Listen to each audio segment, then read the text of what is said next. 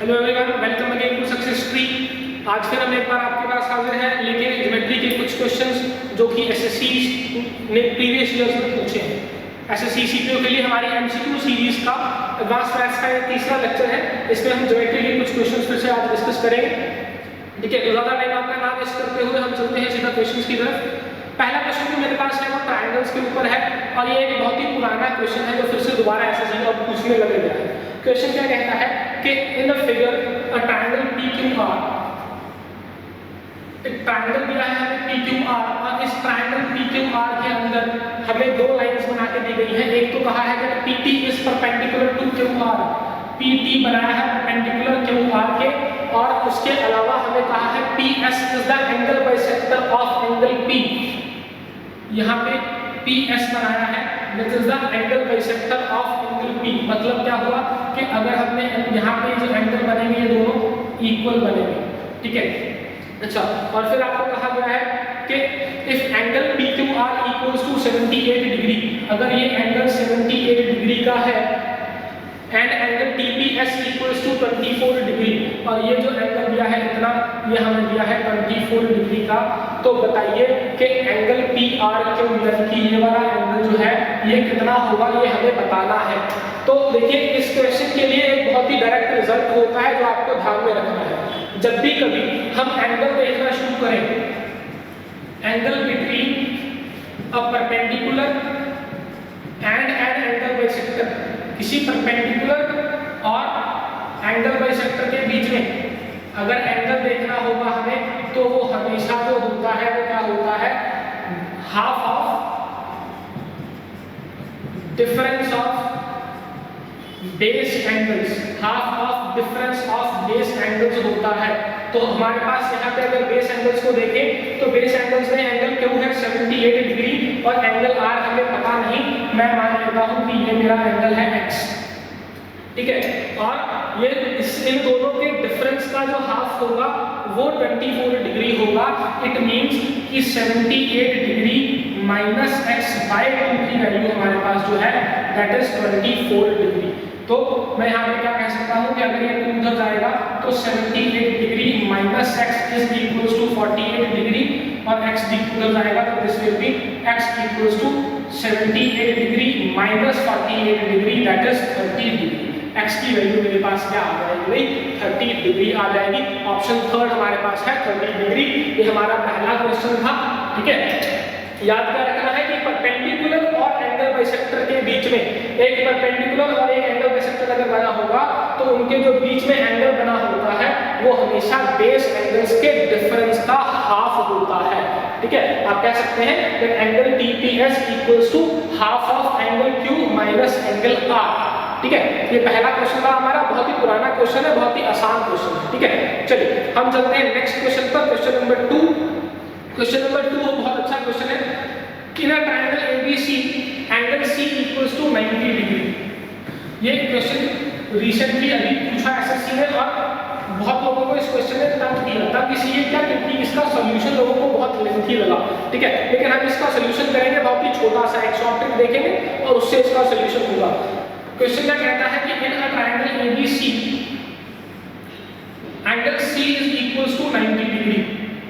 C पे angle जो है वो 90 डिग्री का बना हुआ है and M and N are the mid points of side AB and AC।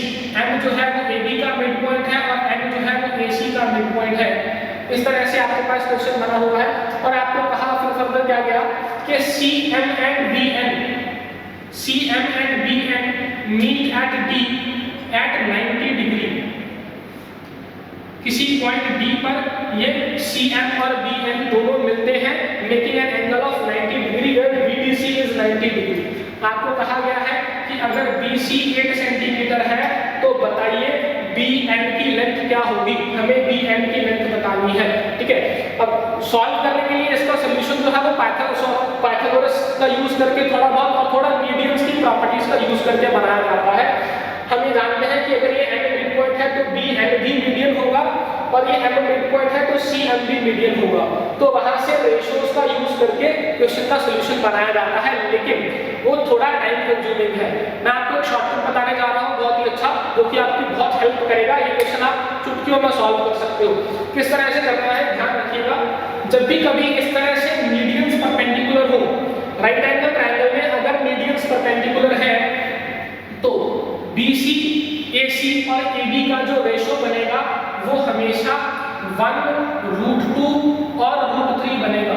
1√2 और √3 बनेगा, आपको ये याद रखना है। 1 कौन सी वैल्यू होगी, जो बेस है, जिन दोनों साइड्स के ऊपर परपेंडिकुलर बना जिन दोनों साइड्स के ऊपर मीडियन बनाए गए हैं वो √2 और √3 रहेगी। अगर मान लो इसको इस तरह से बनाया जाता कि इसको बेस रख के एक मीडियन यहाँ बनाते और एक मीडियन यहाँ बनाते जो कि परपेंडिकुलर मीडियंस होते, तो उस केस में ये 1 ये √2 और ये √3 हो जाता। ठीक है, बस क्या याद रखना है, जिसके ऊपर मीडियन नहीं बना वो साइड 1 होगी, एक साइड √2 होगी और हाइपोटेन्यूज √3 होगा। साइड्स का रेशो जो है वो हमेशा यही रहने वाला है, साइड्स का रेशो हमेशा यही रहने वाला है। अगर दो मीडियंस आपस में परपेंडिकुलरली मिलती हैं इन अ राइट एंगल ट्रायंगल, तो बस हमें और कुछ नहीं चाहिए यहाँ से। अगर ये साइड 1 है, ठीक है, ये मैं साइड को फिर से नाम दे रहा हूँ आपके लिए कि ये BC है, ये AC है और ये AB है।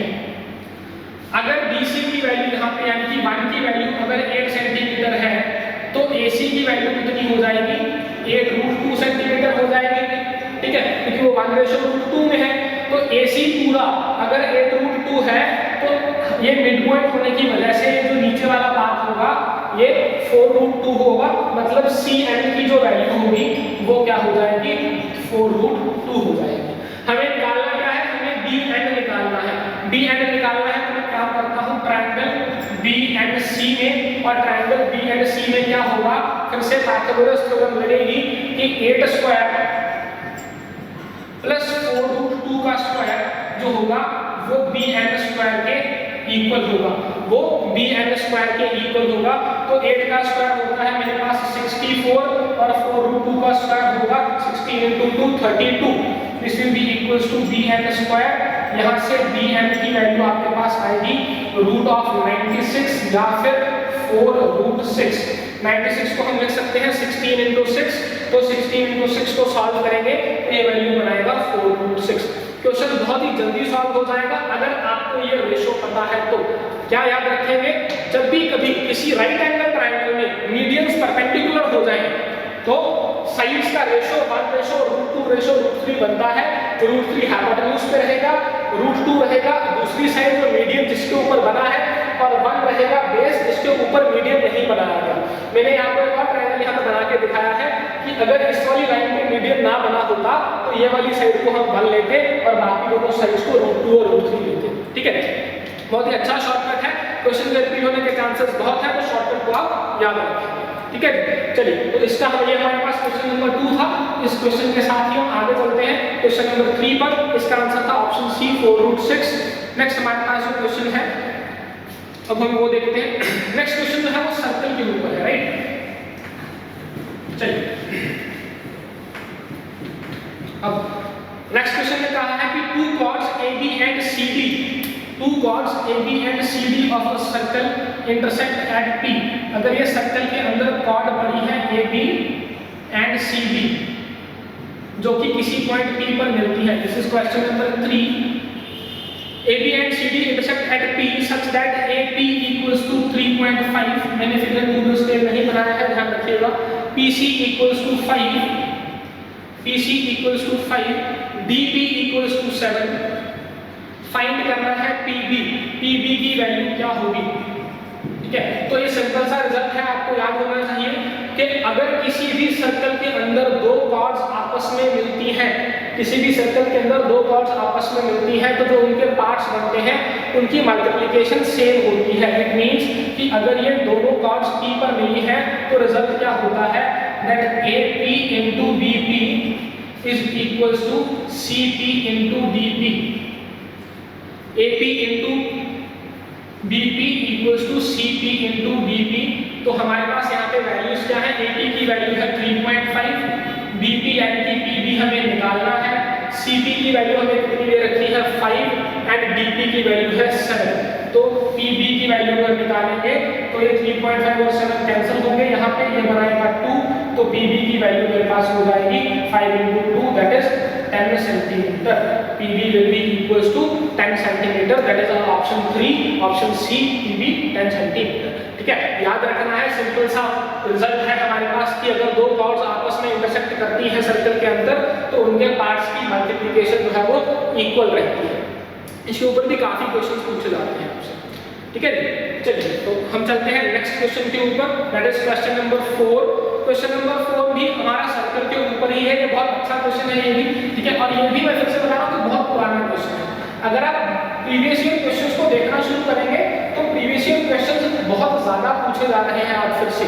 ठीक है, चलिए तो क्वेश्चन क्या कहता है कि in a circle AB is a chord, AB is a chord and center of the circle is O, circle का जो सेंटर है वो O है। AB is produced to C such that BC is equals to radius of the circle, BC is equals to radius of the circle and यहाँ से एक line बनाई हुई है जो कि C को मिलती है इस तरह से। ठीक है, और ये जो पॉइंट आपको दिया है दिस पॉइंट इज D। ठीक है, दिस पॉइंट इज D। अब उसके बाद आपको कहा है angle ACD is equals to 32 degree. ये जो एंगल दिया है ये 32 डिग्री का है और आपने फाइंड करना है एंगल AOD।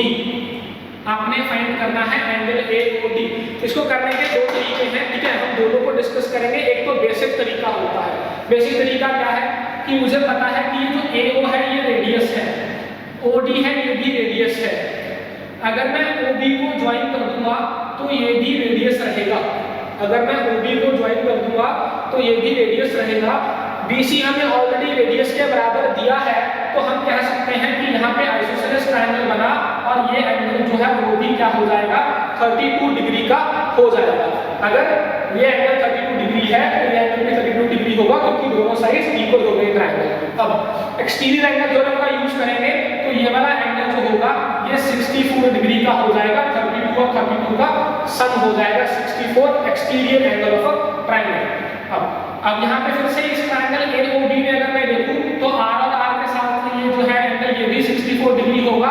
यहाँ भी आइसोसेलेस ट्रायंगल बना तो इक्वल एंगल्स बनने वाले हैं। ठीक है, चलिए तो फर्दर अब अगर ये 64 और 64 है तो इनका टोटल हो गया मेरे पास कितना 128। ठीक है, और अगर मैं 180 डिग्री में से 128 माइनस करता हूँ तो ये मुझे एंगल देता है 52 डिग्री का। इट मींस यहाँ जो एंगल बना ये 52 डिग्री का बना। ठीक है, अब मुझे पता है कि अगर ये DOC एक स्ट्रेट लाइन है तो ये जो O के ऊपर पूरा एंगल बनेगा इसका टोटल सम 180 डिग्री होना चाहिए। 52 और 32 ने मिलकर मेरे लिए बना दिया 84 डिग्री। तो मतलब क्या हुआ कि angle AOD plus 52 degree plus 32 degree will be equals to 180 degree. ये दोनों मिलकर बनाते हैं 84। आप 180 में से माइनस करोगे तो एंगल AOD जो मिलेगा आपको वो मिलेगा 96 डिग्री का। ठीक है, ऑप्शन सेकंड में हमारे पास आंसर पड़ा है angle AOD is equals to 96 degree. ये बहुत ही बेसिक तरीका है इस क्वेश्चन को करने का, जनरली इसी तरीके से किया जाता है। ठीक है, इसके अलावा एक और तरीका होता है वो भी मैं डिस्कस कर रहा हूँ आपके साथ कि अगर किसी सर्कल के अंदर कॉर्ड्स मिल रही हैं बाहर, किसी सर्कल की कॉर्ड्स बाहर मिल रही हैं तो ये जो आर्क से एंगल बनेगा सेंटर पर और इस आर्क से जो एंगल बनेगा सेंटर पर, ठीक है, इन दोनों आर्क से जो एंगल बनेंगे सेंटर के ऊपर, मान लीजिए कि ये आर्क AB है और ये आर्क CD है। मैं एग्जांपल दे रहा हूँ यहाँ पे। तो AB आर्क का और CD आर्क का जो एंगल सेंटर पे बनेगा उनके डिफरेंस का हाफ जो है वो हमेशा बाहर बनता है। अगर मान लो ये मेरे पास x है और ये मेरे पास y है तो जो एंगल मान लो ये B है तो एंगल APB जो होगा that will be equals to x minus y by 2। x और y के डिफरेंस का हाफ बनेगा। ठीक है, तो आप यहाँ से कह सकते हैं कि एंगल AOD एंड एंगल जो हम यहाँ इसका बना दो, इस आर्क से बना ये वाला, मान लो कि ये पॉइंट मेरे पास फिर से T। ठीक है, angle BOP, angle AOD plus minus angle BOP का हाफ बनेगा 32 डिग्री। तो मैं कह सकता हूँ that AOD minus 32 degree by 2 equals to 32 degree. तो यहाँ से भी अगर आप कैलकुलेट करोगे तो AOD की जो वैल्यू है वो 96 डिग्री आ जाएगी। ठीक है, ये वाला एंगल, ये वाला इस आर्क के साथ एंगल बना एक, और एक इस आर्क के साथ एंगल बना, दोनों का आकर सेंटर में एंगल बना और फिर दोनों को बाहर प्रोड्यूस करके एंगल बना। तो ये जो बाहर वाला एंगल बनता है ये हमेशा इनके डिफरेंस का हाफ होता है। ठीक है, तो ये रिजल्ट के साथ भी आप इस क्वेश्चन को सॉल्व कर सकते हैं, अगर नहीं तो आप इस तरह से भी क्वेश्चन को सॉल्व कर सकते हैं, ये बड़े आराम से हो जाएगा।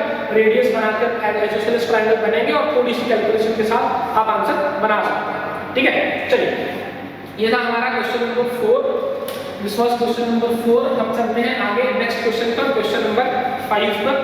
क्वेश्चन नंबर 5 जो है वो अगेन क्वाड्रिलेटरल से है। ठीक है, साइक्लिक क्वाड्रिलेटरल से, और ये अच्छा क्वेश्चन है वैसे। चलिए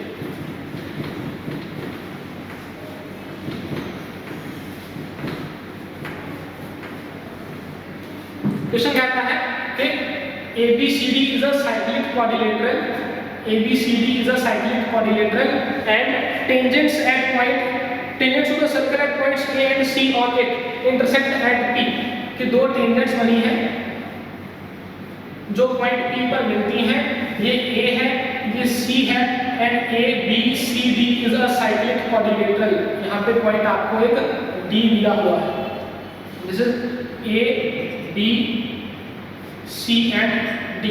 ABCD is a cyclic quadrilateral, tangents at point A and at point C meet at P if angle ABC is equals to 98 degree, if angle ABC equals to 98 degree, what is the measure of angle APC? तो आपको angle APC का major बताना है कितना होगा। ठीक है, तो अच्छा यहाँ पे जो B है वो इस तरफ बनेगा, this is point B and this is D।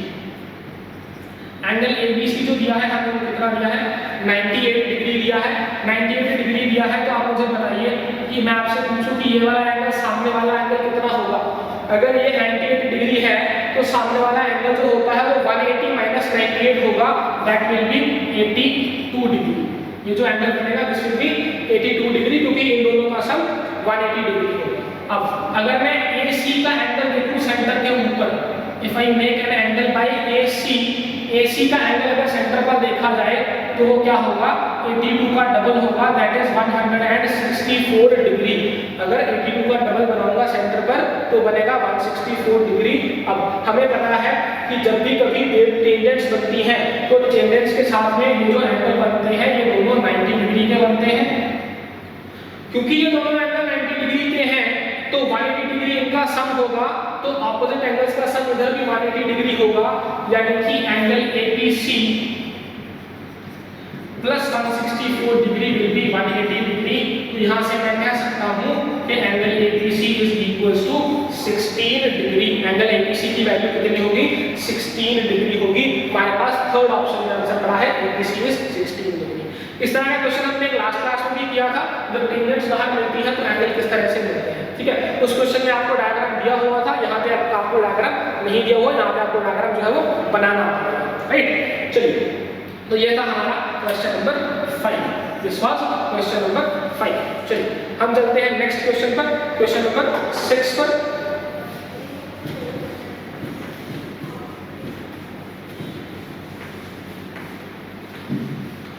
Question number 6 जो है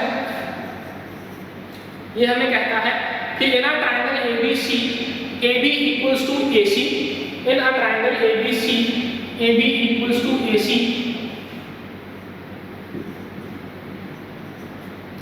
ये दोनों साइड्स आपको इक्वल दी गई है। इसके अलावा D is a point on AC, D जो है वो AC पर कोई पॉइंट है, such that BD equals to BC, such that BD equals to BC। ठीक है, तो आपको बताना है कि CD की लेंथ क्या होगी अगर AB जो है वो 12.5 है और जो BC है वो 5 सेंटीमीटर है।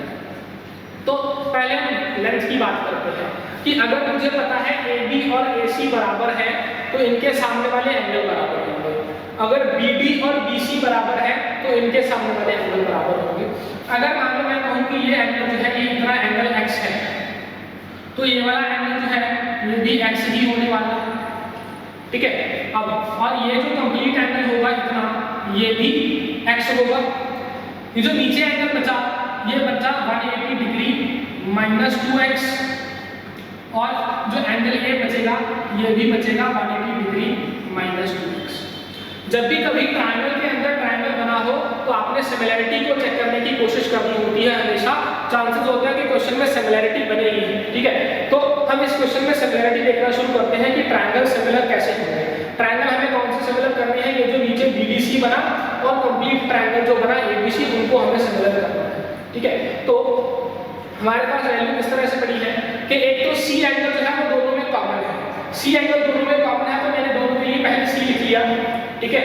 Angle C is common in the both triangles. अब पहले ट्रायंगल जो पूरा ट्रायंगल अगर मैं देखूं ABC, तो उसके अंदर एंगल A की वैल्यू है 180 माइनस 2x, और BDC वाले ट्रायंगल में इस B वाले एंगल की वैल्यू है 180 डिग्री माइनस 2x। मतलब एंगल A जो है वो एंगल DBC के बराबर है, यानी कि A के साथ में B, A के साथ ये वाला B वाला एंगल बराबर है। और तीसरा एंगल जो बचा, इसके अंदर बचा B और इसके अंदर बचा D।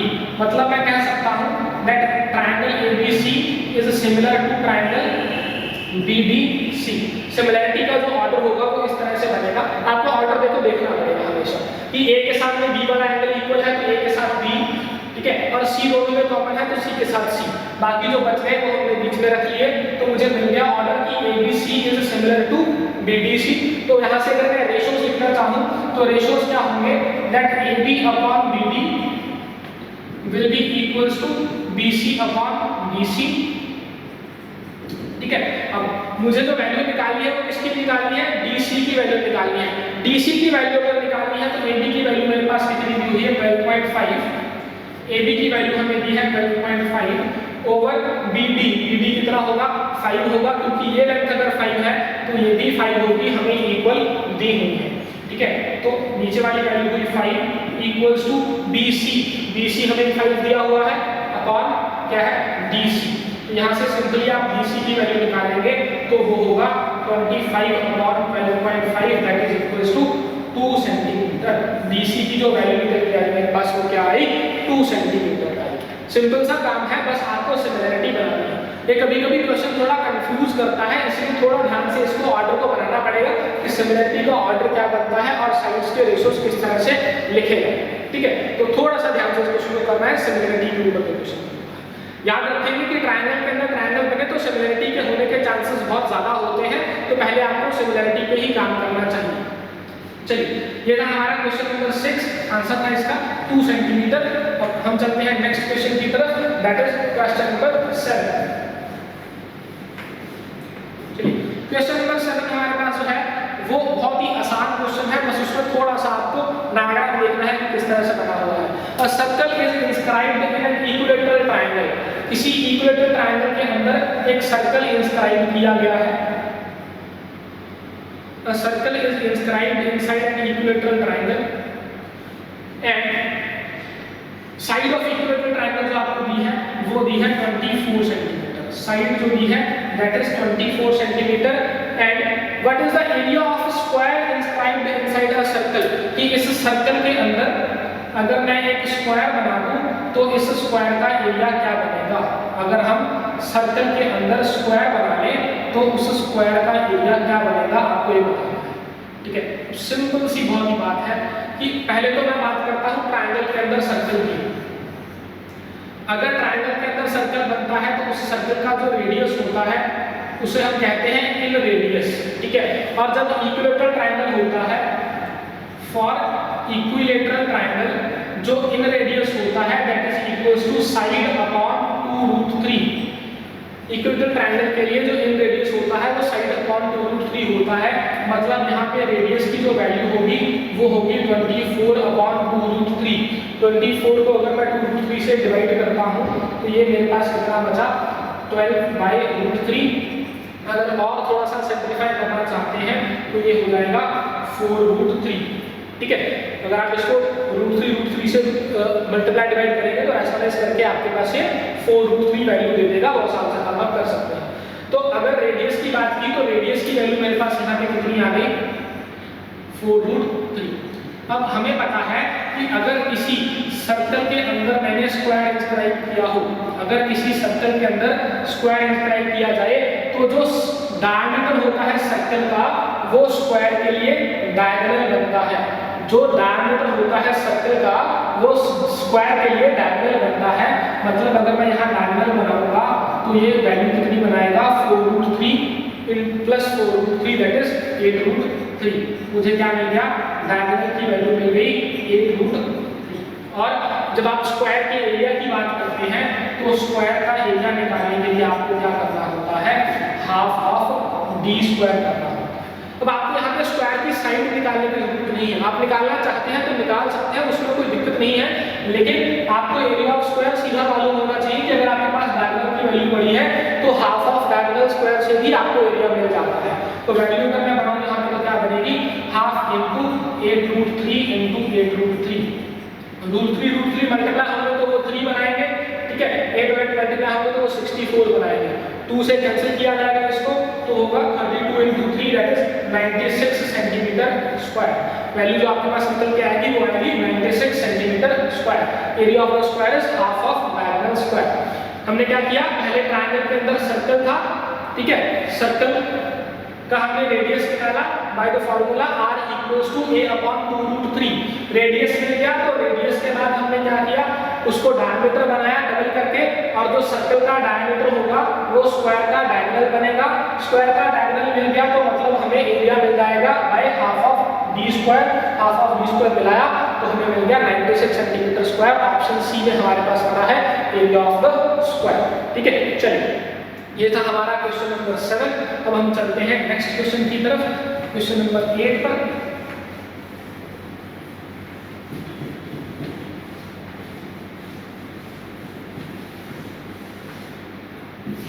Next is question number 8। Question number 8 जो है वो बहुत अच्छा क्वेश्चन है, ठीक है।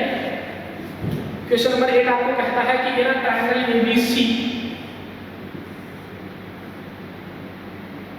किसी ट्रायंगल ABC में हमें साइड्स दी गई हैं that AB equals to C, AC equals to B and BC equals to A। किसी ट्रायंगल की साइड्स दी है small a, small b and small c। अगर angle A equals to angle 2B, sorry angle A equals to twice of angle B अगर आपको दिया है तो कौन सा इनमें से ऑप्शन ट्रू होगा आपको बताना है। तो ऑप्शन आपके पास जो दिए हैं वो दिए हैं a square equals to b square plus ac, a square equals to b square minus ac, a square equals to b square plus bc and a square equals to b square minus ac। ये चार आपको option दिए गए हैं, ठीक है। अब angle a equals to 2b दिया है और इसके अलावा और कुछ नहीं दिया। इट मींस कि हम एंगल a और एंगल b अपनी तरफ से अगर कुछ भी पुट कर लें तो हमारा काम चल सकता है, लेकिन ऐसे पुट करने हैं कि ये एंगल a एंगल b के ट्वाइस रहे। तो मेरे पास इसको करने के दो तरीके हैं। तो मैं ट्रायंगल को इस तरह से बनाने की बजाय थोड़ा सा चेंज करके बनाता हूँ अपने फायदे के अकॉर्डिंग, क्योंकि एंगल मेंशन नहीं किया उन्होंने, ठीक है। तो सिर्फ ट्वाइस एंगल मेंशन किया है, तो ट्वाइस एंगल तो किसी भी तरह बन सकता है। तो ट्वाइस एंगल बनाने के लिए हम क्या करते हैं, हम एक ऐसा ट्रायंगल बनाते हैं जिसके अंदर एक एंगल तो है 90 डिग्री का, ठीक है। एक एंगल मैं बना लेता हूँ यहाँ पे 60 डिग्री का और एक बना लेता हूँ 30 डिग्री। हमें पता है angle A equals to 2 angle B दिया है, तो मतलब मैंने इसको मान लिया B, इसको मान लिया A और ये हो गया C, ठीक है। साइड्स की बात करेंगे तो ये साइड A हो जाएगी, ये साइड C हो जाएगी और ये साइड B हो जाएगी। मेरे एंगल 60, 30, 90 लिए हैं। आप 90 के साथ में 45 और 45 भी ले सकते हो, बस उसमें A एंगल 90 हो जाएगा, ठीक है, और B एंगल 45 हो जाएगा। वो सिंपल सा काम आप लोग कर सकते हो। अब 60, 30, 90 के साथ आपको रेशोज पता होनी चाहिए कि जब 60, 30 और 90 के एंगल्स बनते हैं तो यहाँ पे जो वैल्यू है 1√3 और 2 होती है। जो साइड्स का रेशो होता है वो 1√3 एंड 2 होता है। तो अब हमें रिजल्ट जो है वो वेरीफाई करना है कि कौन सा आंसर हमारे पास वेरीफाई हो रहा है। अगर मैं A की बात करूं तो A मेरे पास क्या है √3, A स्क्वायर की वैल्यू कितनी हो जाएगी 3 हो जाएगी, ठीक है। A स्क्वायर की वैल्यू कितनी हो गई 3 हो गई। अच्छा चलो मैं यहीं पे लिखता हूं कि A स्क्वायर इक्वल्स टू क्या हो गया 3 और B और C कितना है, B इक्वल्स टू क्या है 1 और C इक्वल्स टू है 2। तो अगर आप इसको वैल्यूज को पुट करके देखोगे तो अगर मैं पहले ऑप्शन में पुट करूं a square equals to 3 and b equals to 1, आप ऐसे समझिए कि a इक्वल्स टू √3 है तो a स्क्वायर जो होगा वो 3 होगा, a स्क्वायर 3 हुआ, b स्क्वायर 1 हुआ और a इंटू c करेंगे तो वो 2√3 हो जाएगा। इक्वेशन सेटिस्फाई नहीं होगी, ठीक है, इक्वेशन सेटिस्फाई नहीं होगी। तो फिर हम नेक्स्ट पे चलते हैं, AC यहाँ पर बनाएंगे तो यहाँ पे सेटिस्फाई नहीं होगा क्योंकि ये भी 2√3 बना देगा, ठीक है। तो मैं चलता हूँ B इंटू सी पर, क्यों? क्योंकि B इंटू सी मुझे क्या बना रहा है, मल्टीप्लाई होकर 2 बना रहा है। तो लास्ट वाला ऑप्शन जब आप चेक करोगे तो लास्ट वाले ऑप्शन में आपको दिख जाएगा that a square equals to 3 equals to, sorry ये नहीं, सेकंड लास्ट वाला ऑप्शन में बनेगा, सेकंड लास्ट वाला ऑप्शन में हम बनाएंगे तो ये बनेगा 3 इक्वल्स टू 1 प्लस 2 इंटू 1, यहाँ पे बनेगा 3 1 और 2 प्लस 1, तो ये सेटिस्फाई करेगा ऑप्शन थर्ड। आपको वैल्यूज पुट करके सेटिस्फाई कर लेना है और कुछ नहीं है। तरीका क्या है कि अगर आपको एंगल सिंपल इस तरह से दिए हैं और कोई और कंडीशन स्पेसिफाई नहीं की है तो हम एंगल्स को अपनी तरफ से मान सकते हैं इस तरह से कि हमारे पास वैल्यू आसान बन जाए, ठीक है। आप बनाने को यहाँ पे 45 90 से भी बना सकते हो, ठीक है जी। चलिए ये था हमारा क्वेश्चन नंबर 8। हम चलते हैं नेक्स्ट क्वेश्चन की तरफ, that is question number 9।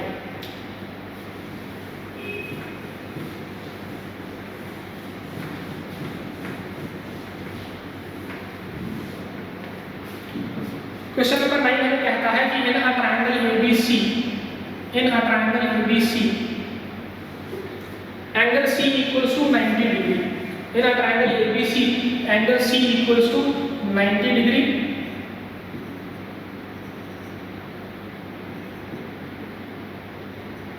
and AD is the bisector of angle A, AD is the bisector of angle A if AC equals to 5 and BC equals to 12, find the value of AD। आपको AD की length बतानी है, where AD is the angle bisector। कल भी हम last class में भी हमने एक ऐसा क्वेश्चन किया था कि एंगल बाइसेक्टर अगर दिया हो तो एंगल बाइसेक्टर जो होता है वो लेटरल साइड्स की जो रेशियो होती है उसी में बेस को डिवाइड करता है। अब अगर ये 5 और 12 है तो हाइपोटेन्यूज जो होगा डेफिनेटली वो 13 सेंटीमीटर होगा बाय पाइथागोरस या पाइथागोरस ट्रिपलेट्स की हेल्प से, ठीक है। अच्छा, अब हमें AD की लेंथ निकालने के लिए पहले CD की लेंथ निकालनी पड़ेगी और CD की लेंथ किस तरह से निकलेगी कि मुझे पता है दैट BD बाय CD जो होगा, BD बाय CD जो होगा वो 5 बाय CD बाय BD जो होगा, CD by BD will be 5 by 13। CD by BD जो होगा वो 5 बाय 13 होगा। तो अगर मैं CD की वैल्यू निकालना चाहूँ, ये टोटल रेशियो में कितना हो गया, 18 हो गया। अगर आप CD की वैल्यू निकालोगे तो CD की वैल्यू हमारे पास आएगी 5 इंटू 12 बाय 18 की 12 की टोटल साइड है, उसके मैंने अगर 18 पार्ट्स किए तो 18 पार्ट्स में से मुझे 5 पार्ट्स की वैल्यू निकालनी है, that is 5 into 12 by 18 that will be equals, अगर मैं इसको करूँगा तो ये हो जाएगा 10 बाय 3, ठीक है। सॉल्व करेंगे तो CD की वैल्यू जो आएगी वो कितनी आएगी 10 बाय 3, तो मुझे ये वैल्यू मिली 10 बाय 3। अब मुझे कुछ नहीं करना, अब मुझे पाइथागोरस लगानी है कि ये लेंथ 5 सेंटीमीटर है, ठीक है, और CD जो है वो 10 बाय 3 है। तो मैं कह सकता हूँ that AD square equals to 5 square plus 10 by 3 का होल स्क्वायर, 10 बाय 3 का होल स्क्वायर। तो यहाँ पे वैल्यू बनेगी मेरे पास क्या, 25 plus 100 by 9 that is equals to 225 plus 100 by 9 या 325 बाय 9। तो अगर AD स्क्वायर जो है वो 325 बाय 9 है तो AD की वैल्यू जो होगी वो क्या होगी, root of 325 by 3। Root of 325 अगर देखेंगे तो 325 जो होता है वो 25 इंटू 13 होता है, 25 में से 5 बाहर जाएगा तो 5 रूट 13 बाय 3 रहता है। तो AD की वैल्यू जो होगी that will be 5 root 13 by 3, ठीक है। पहले क्या करेंगे, एंगल बाइसेक्टर की जो प्रॉपर्टी होती है उसका काम करेंगे। प्रॉपर्टी क्या होती है that AC upon AB equals to CD upon BD that is equals to 5 by 13। हमें रेशो मिला 5 और 13, यहाँ पे टोटल पार्ट बनेंगे 18 और 18 में से हमने 5 पार्ट की वैल्यू निकालनी है। तो 5 आउट ऑफ 18 into 12 को हम वैल्यू सॉल्व करेंगे तो CD की वैल्यू मुझे मिलेगी 10/3। CD 10/3 आ गया तो ACD में पाइथागोरस लगा के इसको सॉल्व किया जा सकता है। ठीक है जी, तो ये एंगल बाइसेक्टर के ऊपर क्वेश्चन था कि एंगल बाइसेक्टर की लेंथ कैसे निकाली जाएगी। ठीक है जी, चलिए ये था हमारा क्वेश्चन नंबर 9। हम चलते हैं नेक्स्ट क्वेश्चन की तरफ, दैट इज क्वेश्चन नंबर 10।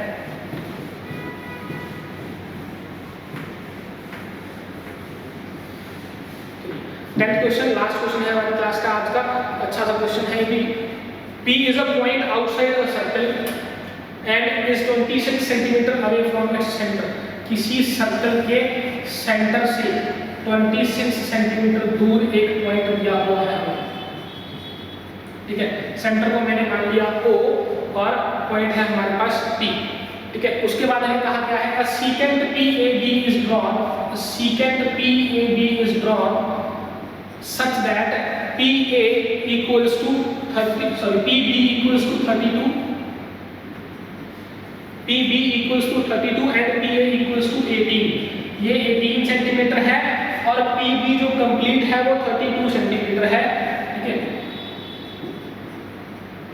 यहाँ से यहाँ तो आपको बताना है कि सर्कल का रेडियस कितना है, सर्कल का रेडियस कितना है। इसको फिर से करने के दो तरीके हैं। पहला तरीका क्या है कि हमें रिजल्ट याद रखना है। रिजल्ट क्या याद रखना है कि हमारे पास या तो ये पता होता है हमें कि अगर इस तरह से दिया हो हमें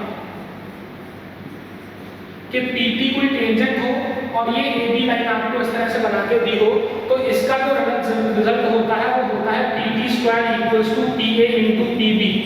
PT² equals to PA into PB।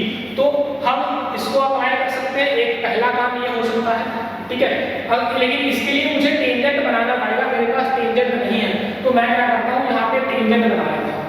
मान लो कि मैंने इस पॉइंट को T नाम दे दिया तो इसी रिजल्ट का मैं यूज करता हूँ। मुझे PT² की वैल्यू मिल जाएगी, that will be equals to 18 into 32।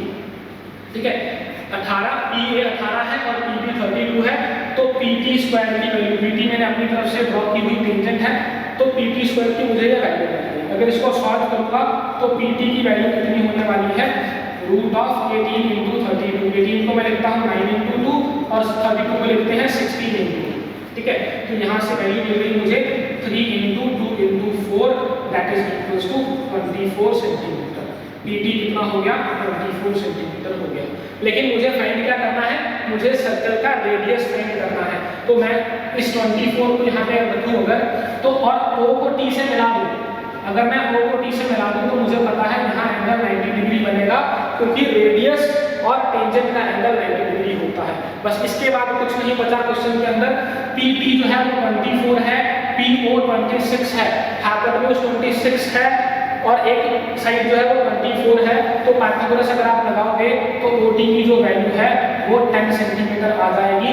It means that radius equals to 10 centimetre आ जाएगा। आएगा किस तरह से कि 26² माइनस 24² इक्वल्स टू R² से। ठीक है, तो यहाँ से आप R² की वैल्यू निकालोगे तो R² की वैल्यू आएगी 100 और R की वैल्यू आएगी 10। So the radius of the circle will be 10 centimetre. ये सिंपल सी बात आपने याद रखी। ठीक है जी, ये आसान सा सॉल्यूशन है इस क्वेश्चन का। और भी सॉल्यूशन होता है लेकिन उसकी हमें जरूरत नहीं है, ये आप आसानी से उसको कर सकते हैं। ठीक है, चलिए तो ये थे हमारे ज्योमेट्री के 10 क्वेश्चन। अगली क्लास में फिर से कुछ और क्वेश्चंस के साथ मिलेंगे, अच्छे अच्छे क्वेश्चंस के साथ मिलेंगे। इन क्वेश्चंस को बहुत ध्यान से करते रहिए क्योंकि बहुत ज़्यादा चांसेस होते हैं रिपीट होने के क्वेश्चंस के, और ज्योमेट्री के कंसेप्ट्स बहुत ज़्यादा रिपीट होते हैं। ज्योमेट्री इतनी ज़्यादा वास्ट है लेकिन फिर भी उसमें से रेपिटेशन बहुत देखने को मिलती है। ठीक है, तो क्वेश्चंस की फॉर्मूल्स की प्रैक्टिस करते रहेंगे। चलिए मिलते हैं नेक्स्ट क्लास में, तब तक के लिए thank you and happy learning.